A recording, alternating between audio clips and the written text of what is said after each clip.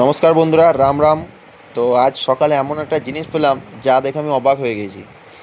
দুটি ছোট শালিকের বাচ্চা একদম একা পড়েছিল এবং ওই মুহূর্তে ওরা ক্ষুধার্ত ছিল যে বারবার মুখ খুলছিল খাবারের জন্য।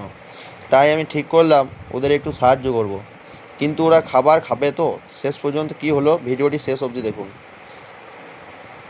রাম রাম বন্ধুরা। তো আজকের ভিডিওতে দেখব দুটি শালিক পাখির বাচ্চা কিভাবে কি করছে। সকালে হঠাৎ দেখতে পাই ওরা একটা গাছের নিচে দুর্বলভাবে পড়েছিল এবং তারপরে আমি দেখলাম চারিদিকে খুঁজে এবং তার মা বাবা যারা কেউ ছিল না এবং বাসাটাও দেখছি ভেঙে পড়ে গিয়েছে। নাহলে আমি যাদেরকে দিতাম, এবার দেখছি বিড়ালে খাবে নাহলে কুকুরে খাবে, তার জন্য আমি ওদেরকে নিয়ে এলাম এবং কাছ থেকে দেখছিলাম যে ওরা বারবার মুখ খুলছিল।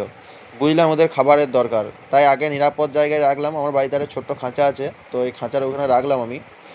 তো এরপর আমি ডিমের কুসুমকে জলের সঙ্গে গুললাম এবং জলের সঙ্গে গুলার পর ওদেরকে চামচে করে খাইয়ে দিচ্ছিলাম। আমি খাওয়াইনি, আমার মা খাইয়ে দিচ্ছিল এবং খুব সাবধানে নিয়ম করে খাওয়াতে হচ্ছিলো, পুরো বাচ্চাদের মতো ওদেরকে খাওয়াতে হবে। এবার ধীরে ধীরে চামচ দিয়ে খাবার দিলাম।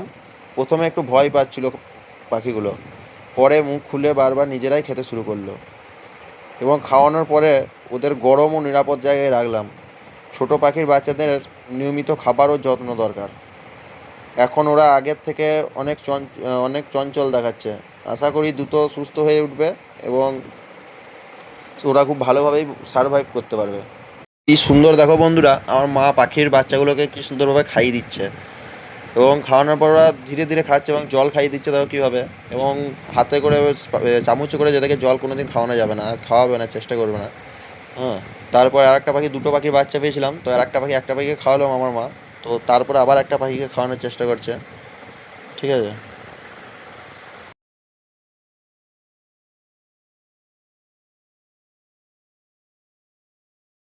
এই পাখিটাকে খাওয়াতে খাওয়াতে পাশে যেই আরেকটা পাখি ছিল ওই পাখিটা পড়ে যাচ্ছিল, এরকম করে উঠে উঠে বারবার চলে যাচ্ছে, পড়ে যাচ্ছিল।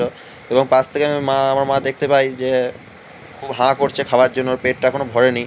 পাশ থেকে আমি আঙুল দিয়ে আবার দেখছিলাম যে হাঁ করছে নাকি আবার খাওয়ার জন্য, তাহলে ওরা হাঁ করলেই বুঝতে হবে খিদে পেয়েছে ওদের। তো এই পাখিটাকে যখন আমার মা দেখলো তখন দেখছি যে একেও খাওয়াতে হবে, তো ওকে সাইডে রেখে একেও আমার মা খাওয়ানো শুরু করলো। আবার দেখছি এই পাখিটা কিছুক্ষণ পর আবার দেখছি হাঁ করছে।